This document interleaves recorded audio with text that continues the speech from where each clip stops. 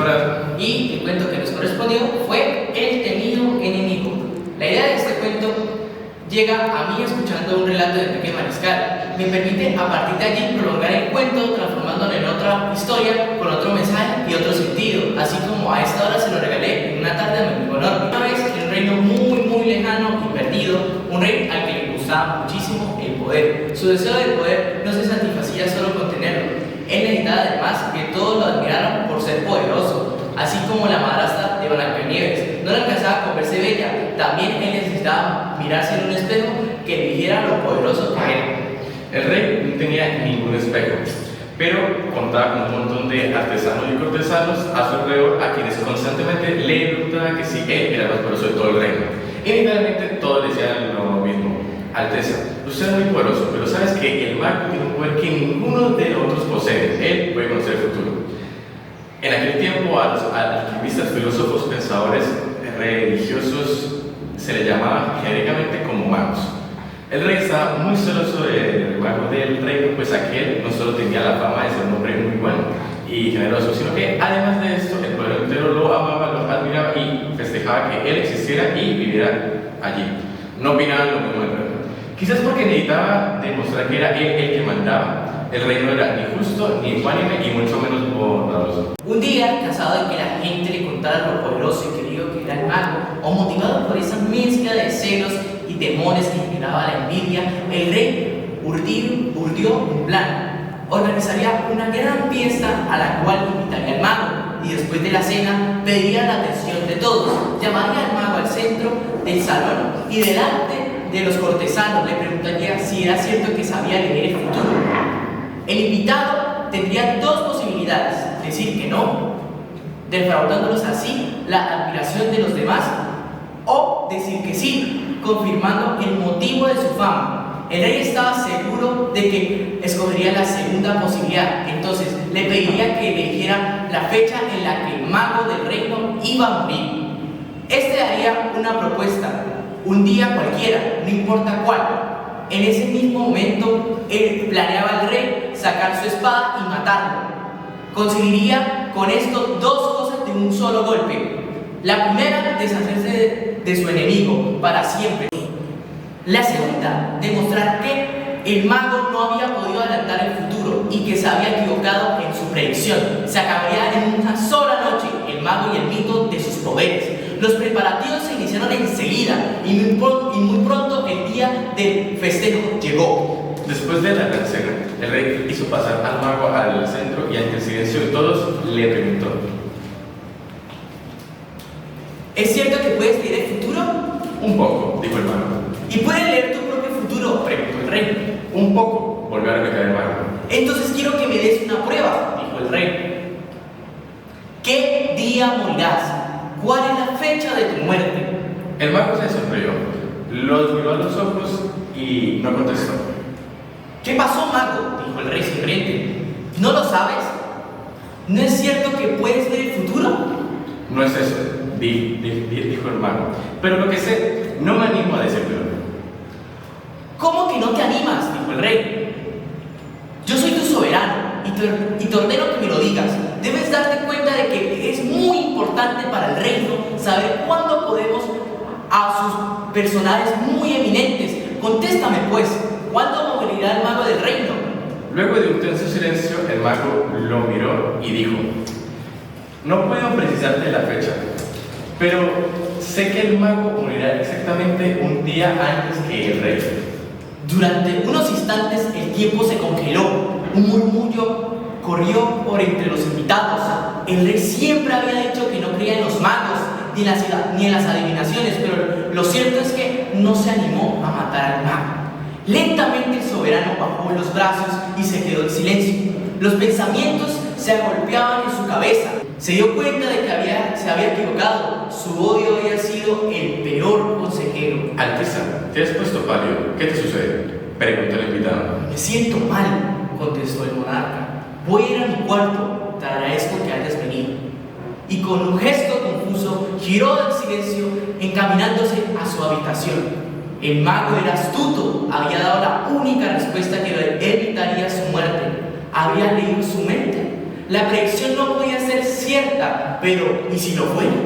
Estaba aturdido, se le ocurrió que sería trágico que le pasara algo al mago camino a su casa. El rey volvió sobre sus pasos y dijo en voz alta: ¡Mago! Eres famoso en el reino por tu sabiduría. Te ruego que pases esta noche en el palacio, pues debo consultarte por la mañana sobre algunas decisiones reales. Majestad, será un gran honor, dijo el invitado con una reverencia. El rey dio órdenes a sus guardias personales para que acompañaran al mago hasta la habitación de los huéspedes en el palacio y para que custodiaran su puerta, asegurándole que nada pasara. Esa noche el soberano no pudo conciliar el sueño, estuvo muy inquieto pensando qué pasaría si el mago le hubiera caído mal la comida o si te hubiera hecho daño accidentalmente durante la noche. Bien temprano en la mañana el rey golpeó en las habitaciones de sus invitados. Él nunca en su vida había pensado en consultar ninguna de sus decisiones, pero esta vez, en cuanto el mago recibió, hizo la pregunta: necesitabas una excusa, y el mago, que era un sabio, le dio una respuesta correcta y creativa y justa.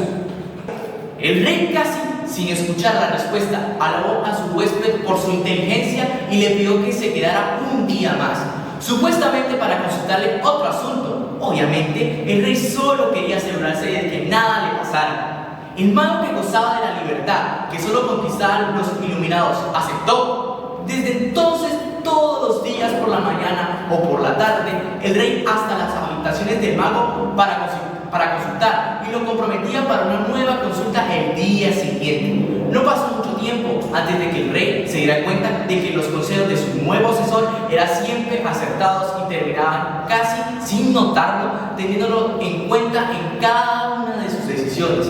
Pasaron los meses y luego los años, y como siempre, estar cerca de él que sabe vuelve al que no sabe más sabio. Así fue el rey. Poco a poco se fue volviendo más y más justo. Ya no era despótico ni autoritario. Dejó de necesitar sentirse poderoso y seguramente por ello dejó de necesitar demostrar su poder. El rey empezó a aprender que la humildad también podía ser ventajosa. Empezó a reinar de una manera más sabia y bondadosa.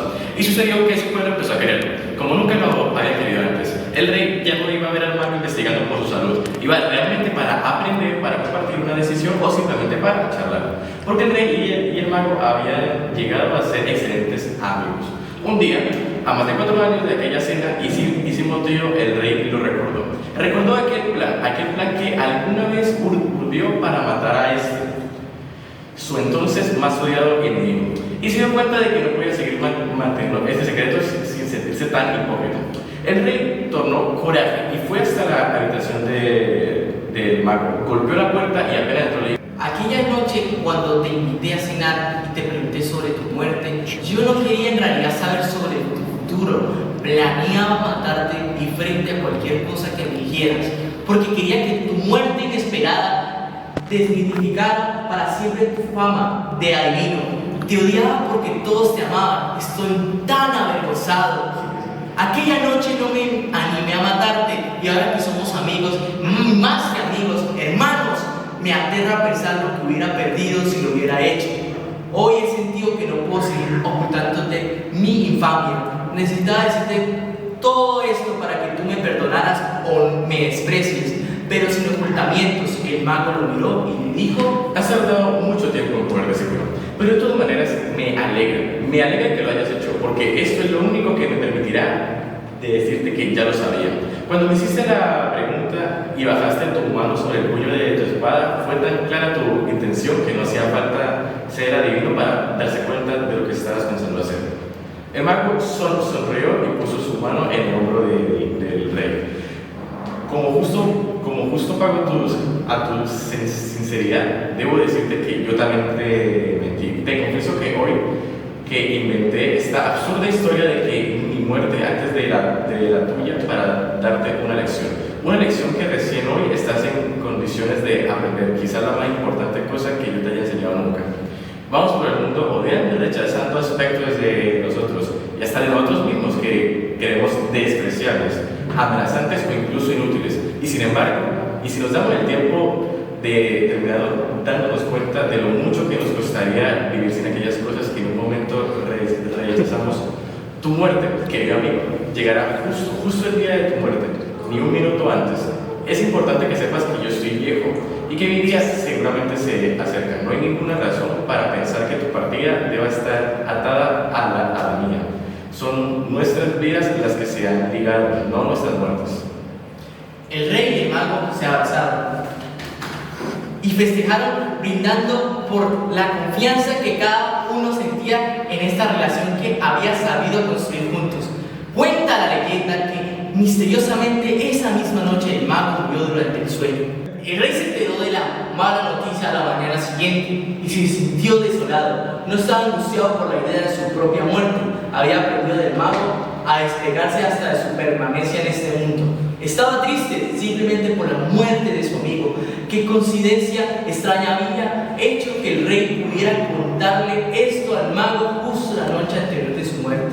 Tal vez, de alguna manera desconocida, el mago había hecho que pudiera decirle esto para quitarle su fantasía de morirse un día después. Un último acto de amor para librarlo de sus temores de otros tiempos. Se cuenta que el rey se levantó y que con sus propias manos cavó en el jardín bajo su ventana una tumba para su amigo el mago. Enterró allí su cuerpo y el resto del día se quedó al lado del montículo de tierra, llorando como se llora de la pérdida de los seres más queridos. Y recién entrada la noche, el rey volvió a su habitación. Cuenta la leyenda que esa misma noche, 24 horas después de la muerte del mago, el rey murió en su lecho mientras dormía. Quizás de casualidad, quizás de dolor, quizás para confirmar la última enseñanza del maestro.